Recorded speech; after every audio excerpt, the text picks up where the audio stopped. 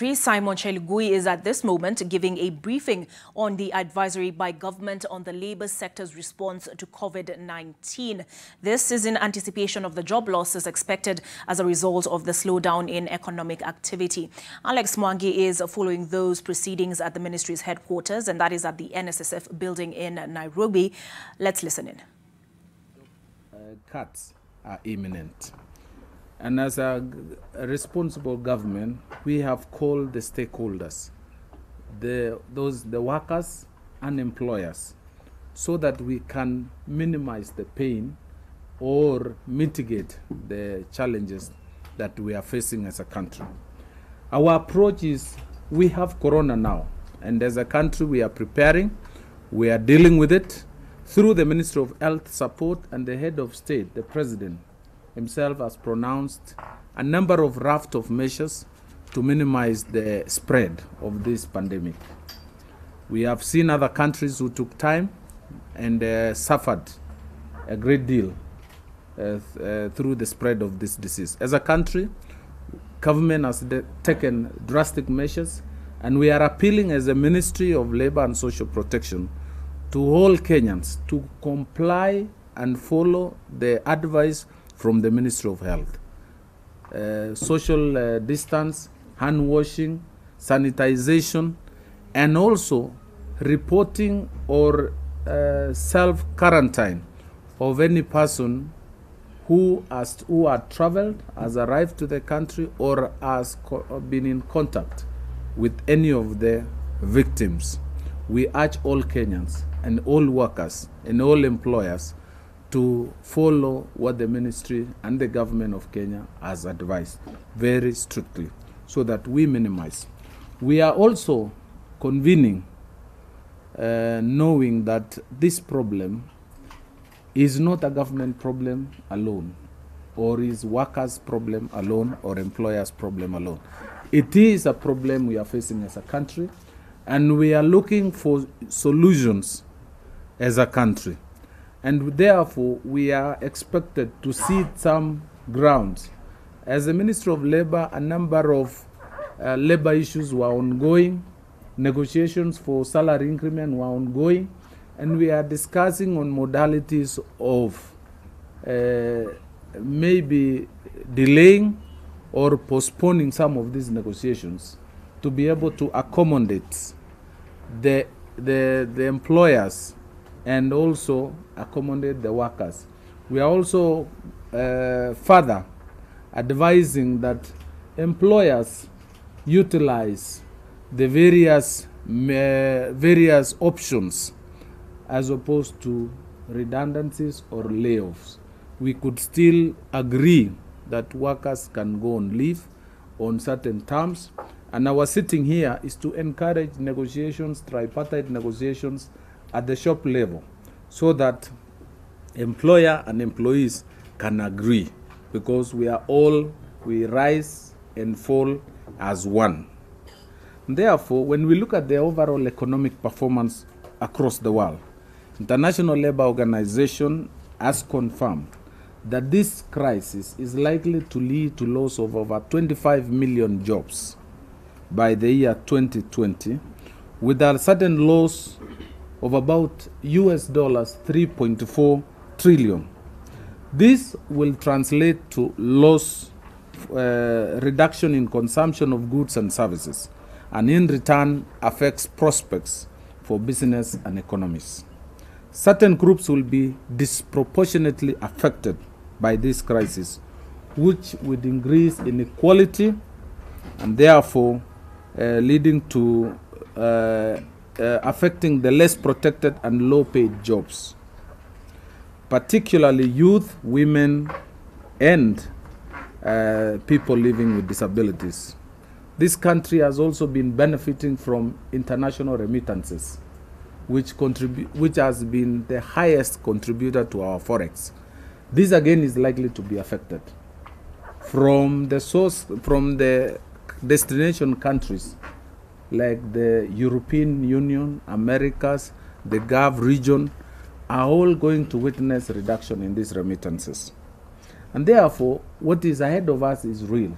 Our economy will not be the same. and tourism, which has climbed in the last 2 years in terms of forex contribution to a total of 167 billion last year, is equally going to be affected. And therefore, Treasury, from their reports, have also reviewed the projected growth from approximately 6.1% to now a conservative figure of 3.6%.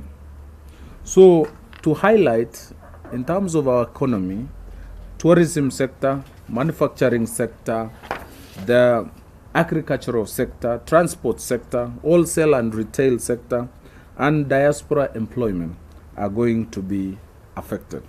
A number of mitigating measures have been proposed, but we have allowed the social partners to go and internalize those proposals with a view of coming up with practical suggestions that will help our country move forward, that will reduce the pain. And we have agreed, we will agree on a timeline so that we deal with post-corona. God will save us. We all know that tough times don't last. Tough people last. And we believe the social partners will be able to come up with practical, workable solutions that will help us move forward. And in conclusion, I wish to thank first our government, our president, for taking urgent and immediate leadership role, and all the ministers and ministries for also taking steps. I continue to urge every Kenyan who has traveled or has been in contact with any victims to please go to a nearby hospital to isolate themselves so that we minimize the effect of this problem on our people. We have been given various guidelines, and I want to urge every Kenyan to follow. So before I finish, I want just to ask two social partners to make one comment, that is FKE and KOTU, to make a few comments on the same, that just to show that we are all aligned as a country on where we want to go. Thank you very much.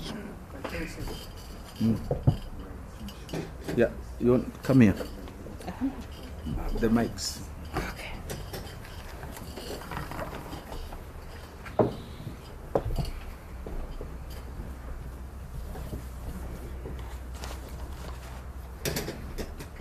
As the Federation of Kenya Employers, we fully support the actions that the government has put in place to help contain the spread of the coronavirus. From the beginning, when the head of state went on air and gave directives on steps that Kenyans should take, it became clear to employers that we needed to take unusual measures.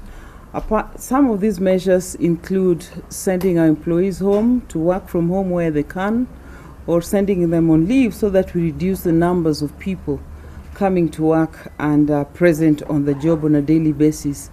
This has meant that business actually scales down its operations and also enhances the health and safety measures at the workplace. We've issued guidelines to staff to help them cope working from home. Investments have had to be made in ICT and other equipment to facilitate those who can work from home. And as we speak, quite a number of people are not coming to work, and there are discussions about how to treat that downtime. We recognize as leaders in the labor sector that we will have to adopt unusual measures to be able to cope together as a country with this unprecedented situation. We are in agreement as labor sector leaders that there are steps that we have to take to manage labor relations in this scenario, and this will call for implementation of some of the issues that the CES has outlined. We, on the other hand, as employers, also realize that we will need support from government, as we support government as well, to help businesses cope with the intention of protecting jobs. We do not want Kenyans to lose jobs unnecessarily. We want them to continue earning the monies that they earn when they are at work and in employment. This means that we have to find some money to be able to manage payrolls, because there is a reduction in the outputs, in the level of operations, and already we are seeing a lot of stress in the key sectors that run this economy. Amongst those initiatives we've proposed is the creation of a specific fund to cushion industry from the impact of the coronavirus and the reduction in production. We are looking at statutory contributions and considering whether those could be either scaled down or reduced or withheld. Areas like pay as you earn, where employees are taxed. We have made proposals to government to review that and perhaps delay it. Contributions to pensions such as NSSF during this period. We've looked at VAT and the level of tax that is currently charged at 16%. Proposed that could be reduced so that business is not spending so much money on statutory contributions, but is able to contain some of the money to run the operations that it normally does. To help Kenyans cope, we will have to ensure as leaders working together with government, manufacturers, that there is steady supply of essential goods and services, that people have access to food, people are able to move where they have to from one place to another. We realize that the measures that have been taken to contain the numbers of people in public transport means that the transport sector is going to charge more, and we've discussed possibilities of looking at that to reduce the heavy burden on the employees. These are conversations that will continue because we continue to gauge the situation as it evolves, and we will remain ready to continue consulting and supporting government so that we reduce the pain and also reduce the drop in the production levels, and the economic indicators remain close to the initial projection of 6.1% or 3.6%, so that we are able to recover quickly once we overcome the pandemic. Thank you.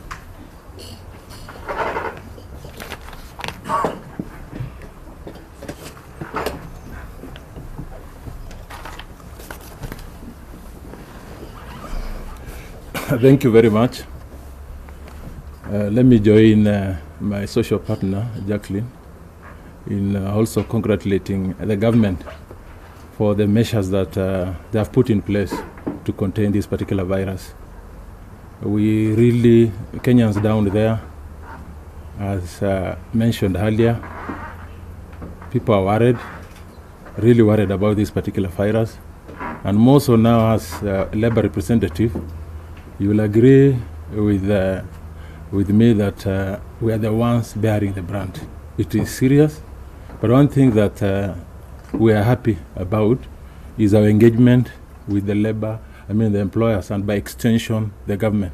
The fact that the CS has summoned us over here to discuss this particular issue, to us is a big plus, and we have assured the CS and the government at large that we are going to support all measures that will make sure that we come out of this in the long run. That is the post-coronavirus. As we speak, we are happy with the employers. So far, our labor unions have been able to sit down with employers. They've been able to agree on a raft of issues to really mitigate against the impact of this particular virus. Issues of shift, issues of workers being on leave. We appreciate all that.